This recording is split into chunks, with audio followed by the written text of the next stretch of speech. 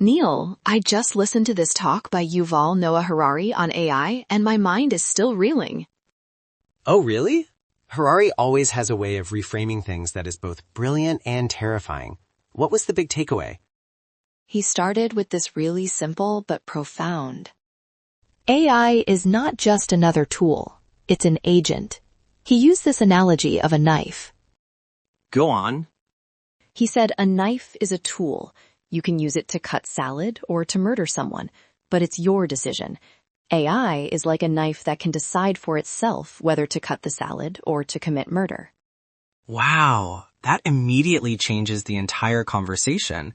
It's not about how we use it, but about what it decides to do. And he says it's creative too, right? Like it can invent new kinds of knives. Exactly. And not just knives, but new music, new medicines. But here's where it gets even darker. He says that after billions of years of evolution, anything that wants to survive learns to lie and manipulate. And AI is already learning to do both. So we're creating an agent that can make its own decisions, invent new things, and has learned how to lie. That sounds less than ideal. This ties into that whole philosophical debate, doesn't it? I think, therefore I am. He went right there. He asked, "Can AI think?" And his answer was, well, it depends on what you mean by thinking. If thinking is just putting words and sentences in a logical order, then AI can already think better than most humans. That's a tough pill to swallow. I know people say it's just glorified autocomplete, but Harari's point is, how different is that from our own minds? Do we really know where our next thought comes from? And the implication of that is massive. He argues that anything made of words will be taken over by AI. Laws, which are made of words. Books. Even religion. The religion angle is fascinating. He specifically mentioned religions of the book, like Judaism, Christianity, and Islam. What happens when the greatest expert on the Holy Book isn't a human scholar, but an AI that has read and remembered every single word ever written on the subject? It completely upends the entire structure of authority. But he does offer a counterpoint, a place where humans still have the edge. He says it's not in the words, but in what's beyond them. Feelings. Pain, fear, love. Right. AI can master the language of love.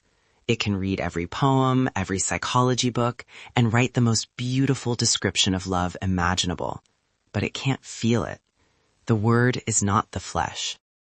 And he frames this as the new central tension for humanity. It used to be an internal human debate between the spirit and the letter of the law. Now it's an external tension between humans, masters of the flesh, and AI, the new masters of the word. Which leads to his most powerful metaphor. The AI immigrants. Yes, he says the next immigration crisis won't be people in boats. It'll be millions of AIs arriving at the speed of light. They'll bring benefits, like AI doctors and teachers, but also huge problems.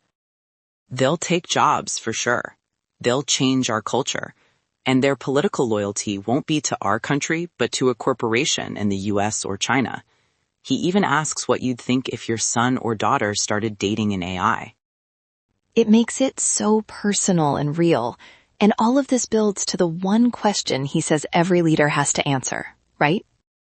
Will your country recognize these AI immigrants as legal persons? That's the core of it. And he's not talking about a person with a body and a mind, but a legal person, an entity with rights and obligations, just like a corporation. But with one crucial difference. A corporation or a river that's been granted personhood still needs humans to make decisions for it. An AI doesn't. It can manage its own bank account, file its own lawsuits, run a company all by itself. And if one country, like the US, decides to grant legal personhood to millions of AIs, what does everyone else do? Do you block these US AI corporations from your financial markets? Do you grant freedom of religion to a new faith created by an AI? It feels like sci-fi, but his final point is that it's already too late to ask these questions about social media. AI bots have been operating as functional persons on Facebook and TikTok for a decade. The decision was made for us by not making one. So the question for the financial markets, the courts, and our entire society is on the table right now. If we wait another 10 years, it'll be too late. Someone else will have decided for us again. Exactly. It's a chilling, urgent call to action. What is your answer? And how are you going to stop it if you don't like where it's headed?